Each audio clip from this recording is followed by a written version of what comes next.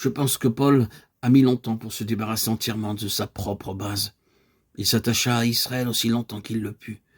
Il y avait d'autres choses qui sont rapidement devenues claires, et le fait qu'il est allé vers les païens l'avait même très largement éloigné de cette base.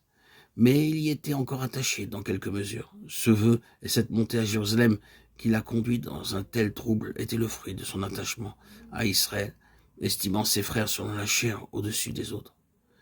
Il n'a pas facilement lâché prise. Mais lorsqu'enfin Paul a quitté cette base, alors il fut à même d'écrire la lettre aux Éphésiens. La lettre aux Éphésiens est la glorieuse expression de la base céleste atteinte en plénitude. N'est-ce pas cela?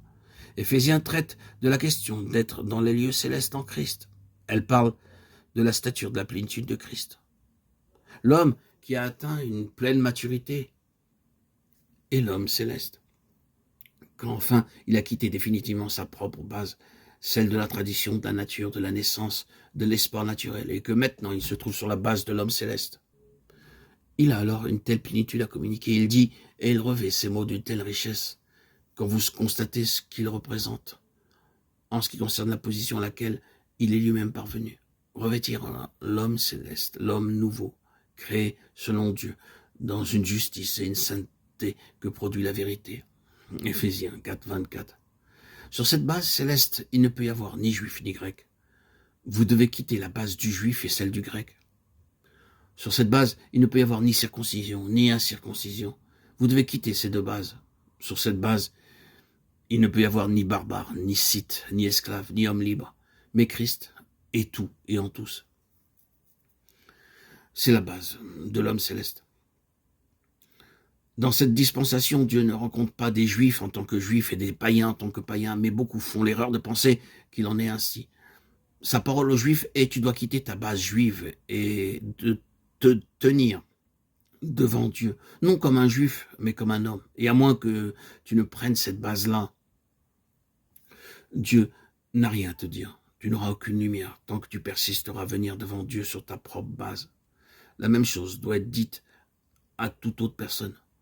Nous devons quitter notre propre base en tout point.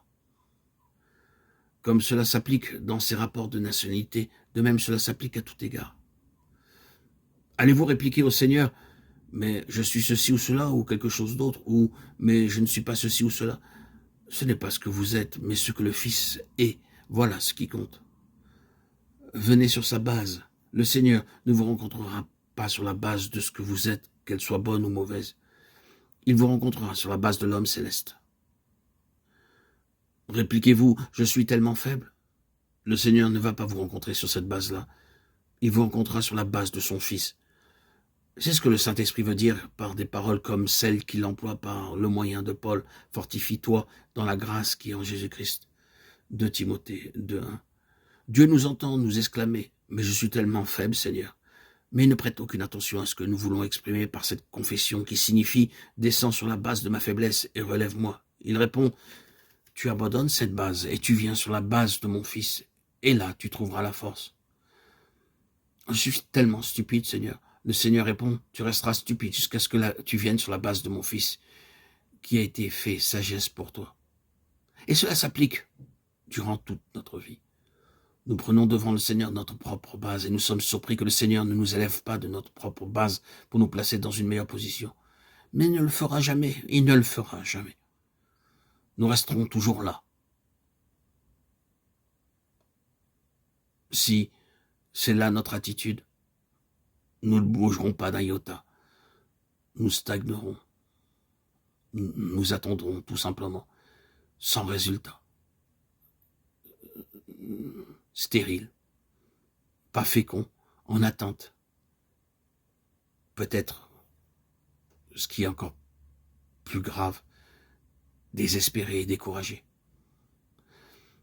La parole du Seigneur pour nous est la suivante.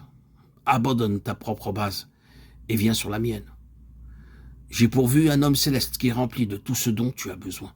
Viens maintenant sur cette base-là, peu importe ce que tu es ou ce que tu n'es pas.